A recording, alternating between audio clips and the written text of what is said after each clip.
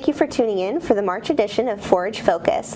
I'm your host, Christine Gelley, the Agriculture and Natural Resources Extension Educator for Noble County. Today, we'll be talking about bacon and eggs on pasture. Stay tuned.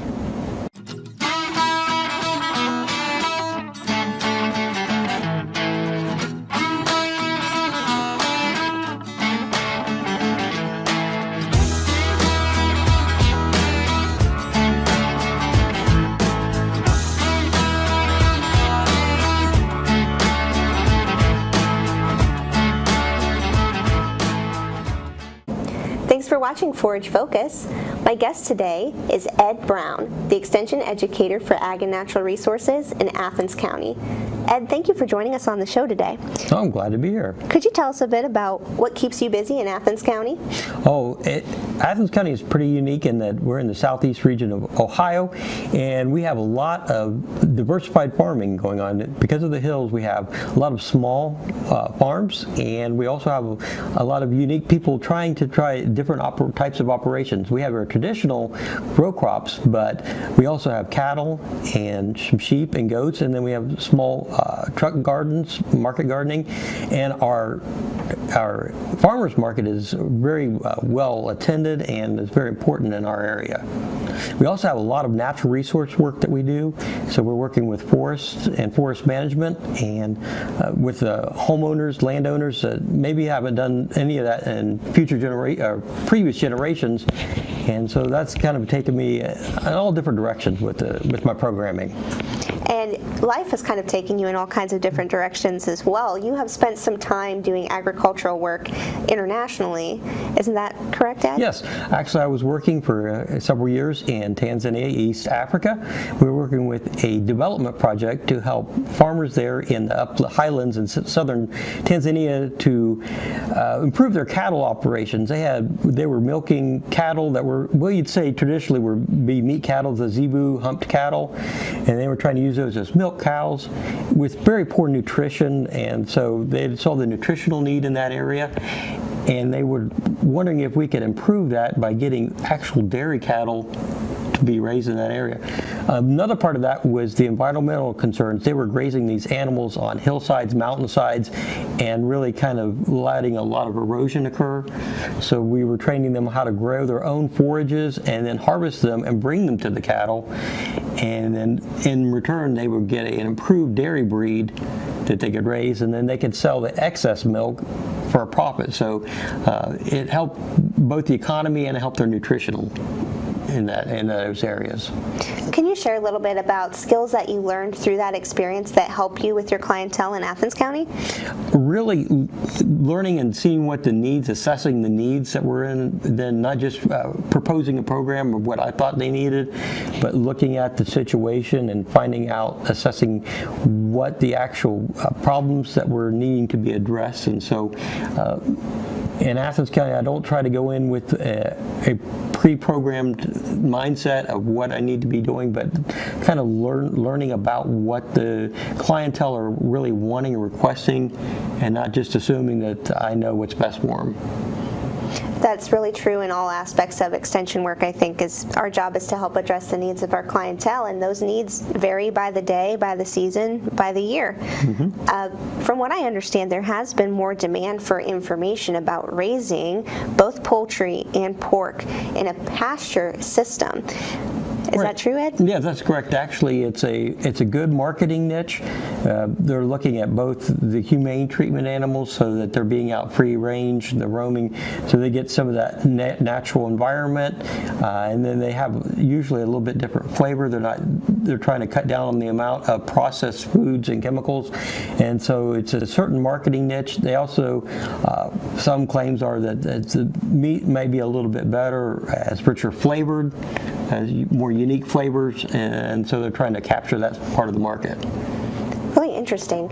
And there's all different types of forages that actually can be used by these animals that we may not, in a traditional forage system, think about.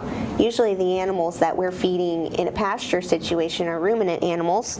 They're herbivores. Mm-hmm. And in the cases of both poultry and pork, these animals are omnivores, Right. and they are monogastrics. So how can we start to think about designing a pasture that suits their needs? Well, and that's the first thing I would start off with is these are not cows.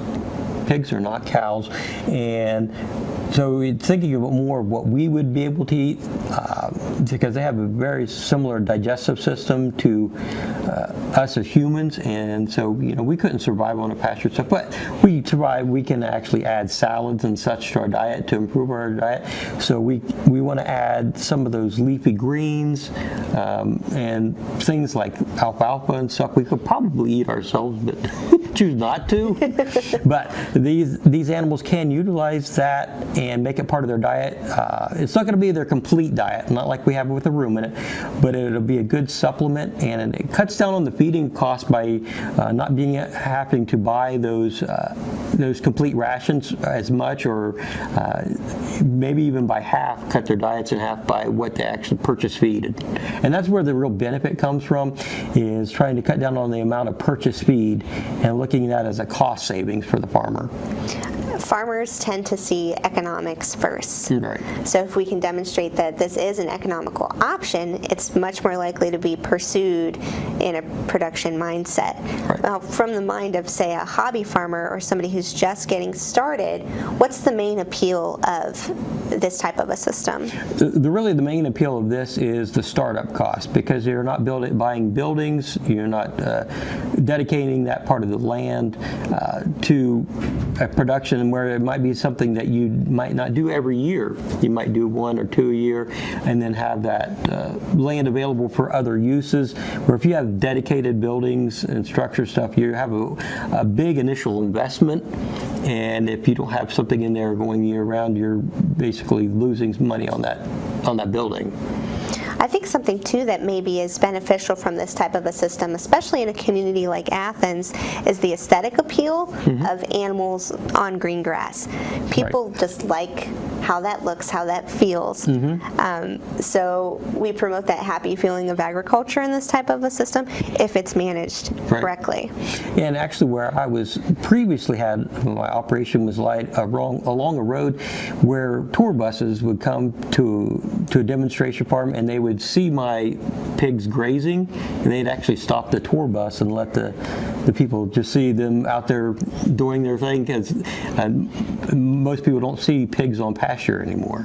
No, and just because we don't see them eating there doesn't mean that they don't.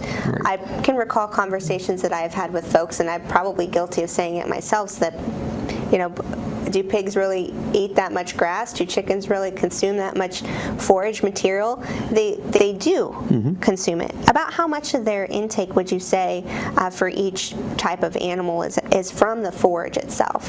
They can usually get, depending on the stage, really a stage of development of the animal. So a young animal is going to need a lot more protein and growth. So they're going to get some, but it's going to be maybe a pound worth of food value out of that, out of the total diet, where a mature sow or gestating sow might get 3.5 pounds of their food intake. Wow. And really the limiting matter is not the quality stuff, it's the amount they have to take in to get the nutrients they need.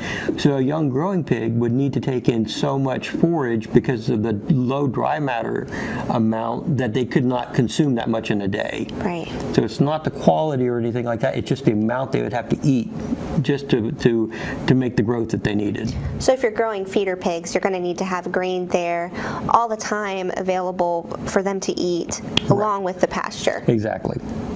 And then if we are in the case with the gestating sow, she's also going to need some grain supplementation, but not nearly as much. And that all goes back to the quality of the forages and being in tune with what your pigs are doing. So usually when I look at my pigs, I'm seeing if they're growing, if they're maintaining their weight, and then that gives me an indication whether we need to supplement additional feed or if we're doing everything correctly.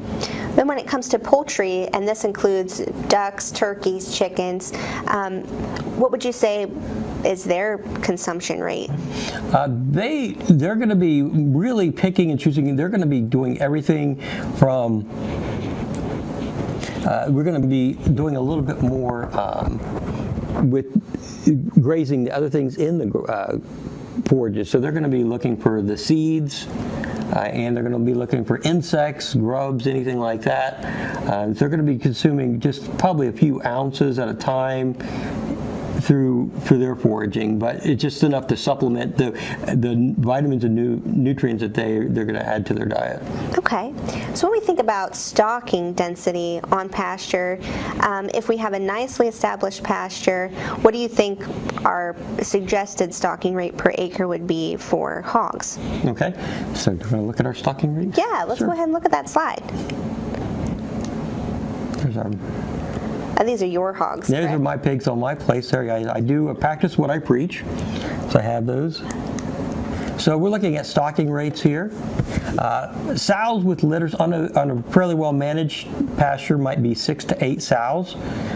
Gestating sows might even get 10 to 12, and I'd say that's on a really good pasture. If you're kind of questionable or you're just getting going and you haven't really established a well, you might go with a little bit fewer than this.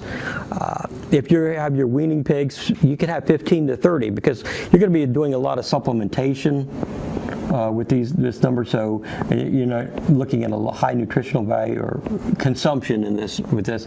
And then when we get to 100 pounds to market weight, we're going to have 10 to 20 of those animals out there at any one time per acre. Okay. And then we think about poultry, usually we're going to be using something like a chicken tractor to help keep them contained. Yeah, that is one option, and so there's two different methods that people I've seen use. They use the chicken tractors where they confine them to a certain area, they graze that area and they move it from place to place, and that way they kind of make sure they consume the forages that they need, and then they leave stuff behind for fertilization, and then they can manage the whole field that way.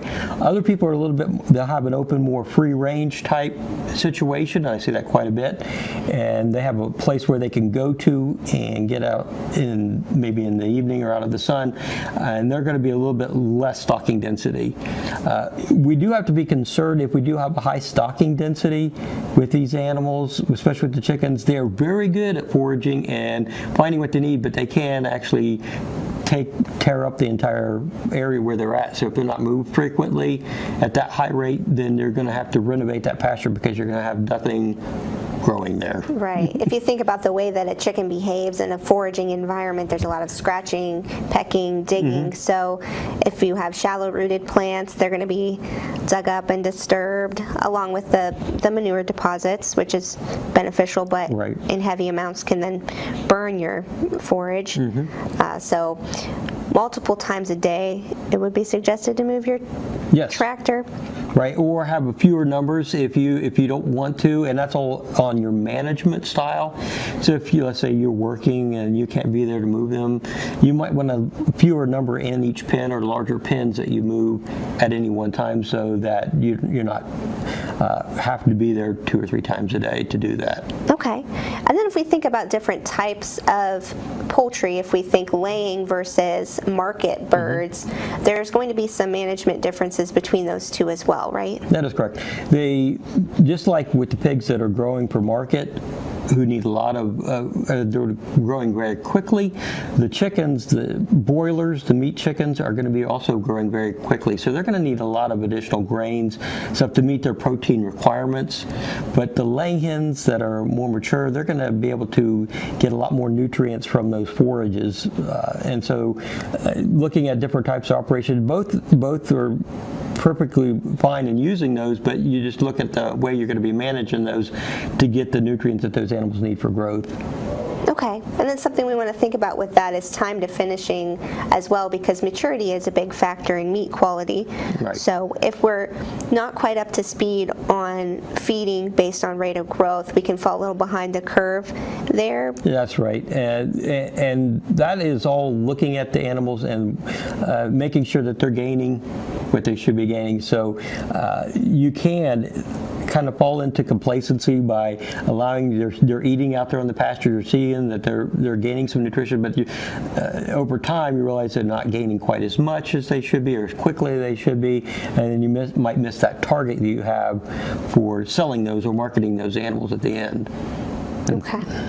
We don't want that to happen. No. Definitely still want to make money, whatever system it is that you choose. We do want to turn a profit on it. So we need to constantly be evaluating our feeding programs and how much labor is involved as well, because your time is worth money as well. Right, correct. So what are some additional benefits that maybe we haven't hit on yet that come along with pastured pork and poultry? I like just to being able to get out there in the fresh air and using, where I find this really beneficial is being able to use land that may be more marginal. It might be not well suited for row crops or something like that, markets, but we can allow these animals to graze on those lands and use the forages that found there to have an extra product that you might not normally be able to produce on your land. Something that just popped in my mind, Ed, is this a suitable system to also use in a silviculture system? It can be. You have to be, anything with pigs, they love to root. They're going to be eating soft roots and whatever they can dig up.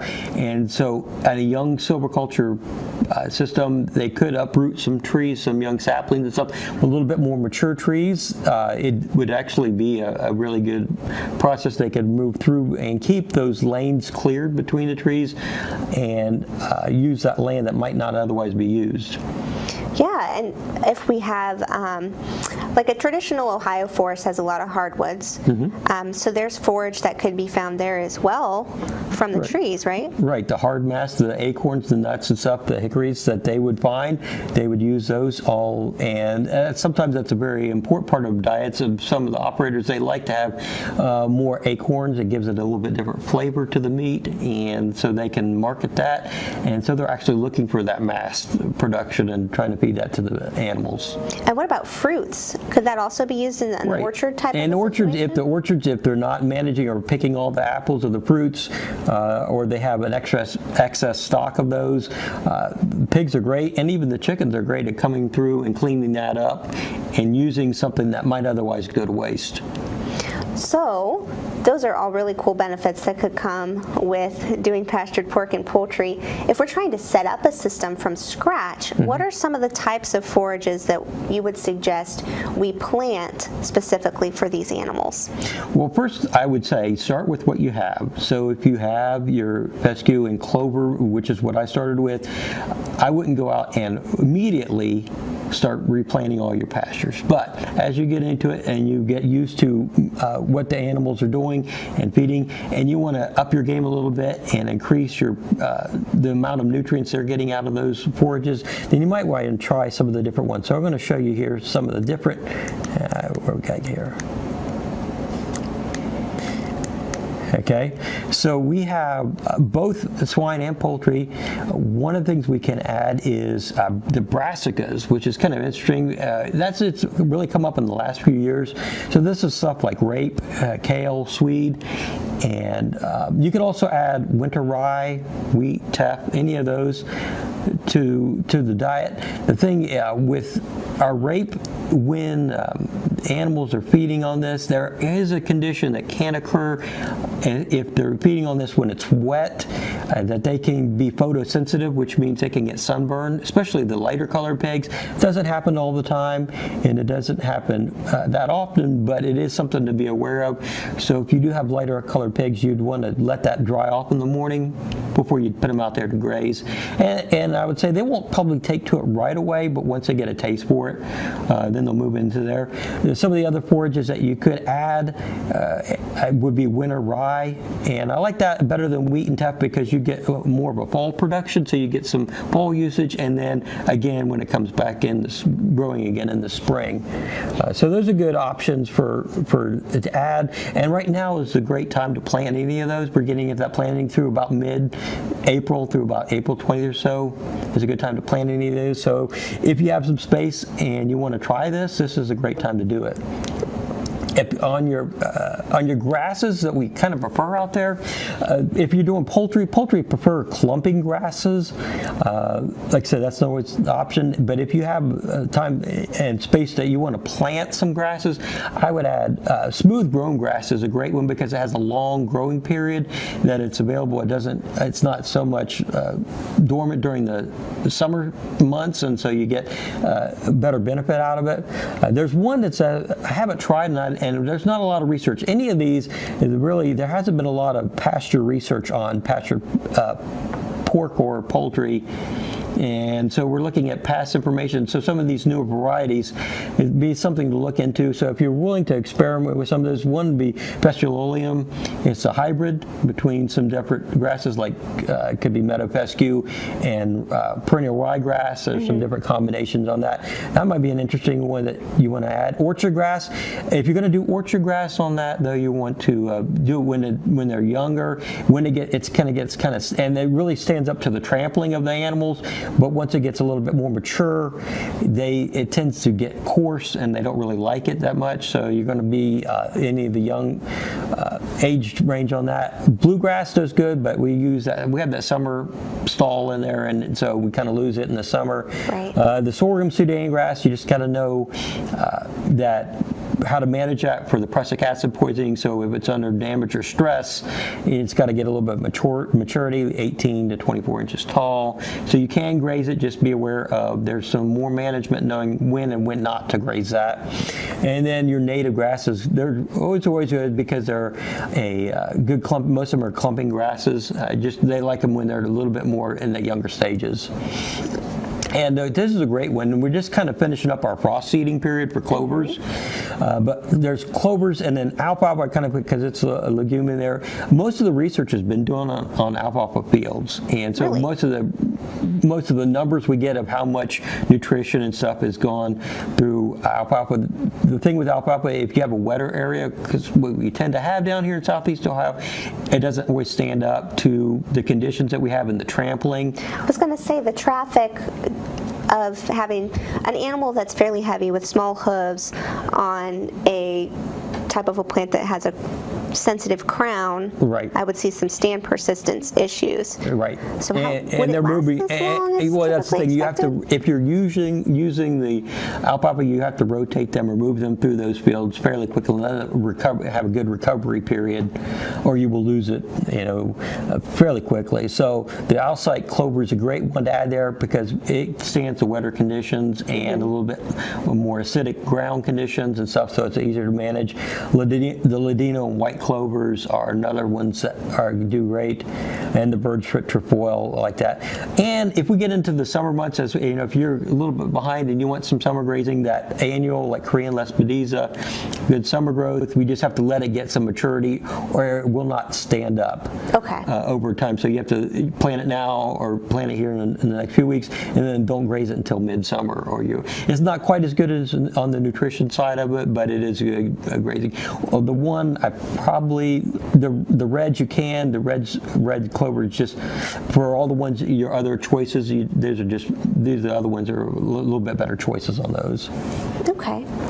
So those are some ideas for you to try as far as seeding goes. And if you need more recommendations on seeding rates or fertility needs, you can always consult your local extension office and we can get information to you about those. What are some other things we wanted to speak about? We often think of using monogastrics in a multi-species grazing type system. What other livestock would do well in a multi-species grazing situation?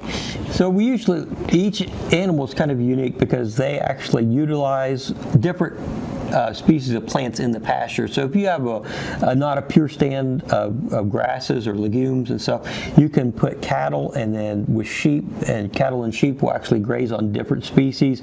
I add goats to those because the goats will then take on other species. They're more of a browser, so they like some of the woodier plants, and if you have some weed problems, sometimes your goats will take care of that.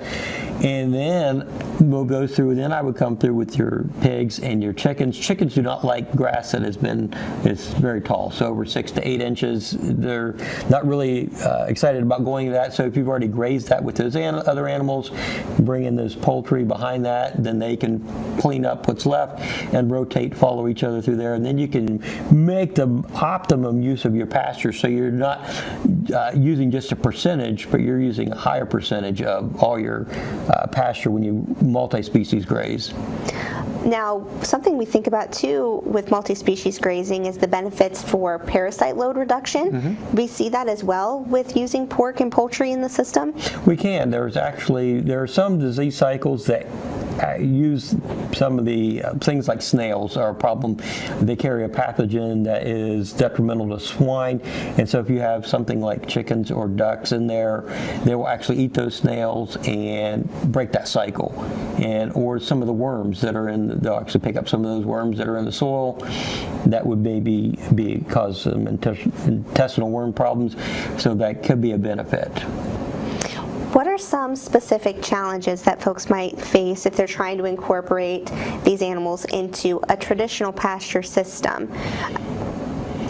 Really, what they're going to, if they're not good at managing, they need to look at the management of when to pull those animals out, when to put them in, so that the pasture is not completely damaged, and that they're feeding the right supplements, so they're not totally relying on the forages for these animals, especially the monogastric animals, that they're going to have to do the supplemental feeding, because I have seen situations where they thought that was going to do, and the pigs were really underfed and really long time to finish.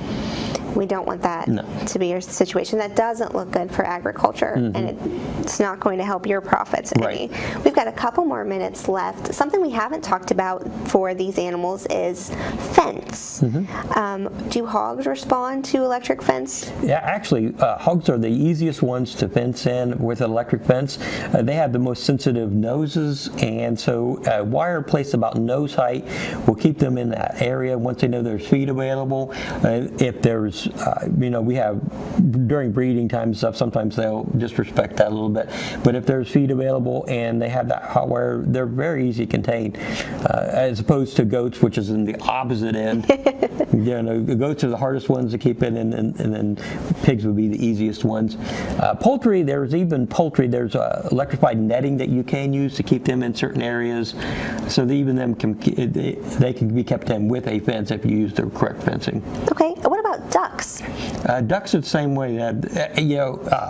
Depending on if we use the white Peking, which is a traditional farm duck, they do fairly well. Other ducks, they could have a flight problem, but usually they're going to be in that area. Even if they have the food that they are required there, then they usually don't wander too far off. Okay. And as with all animals, water is a necessity. So how much water do we need to have available if we have hogs on pasture?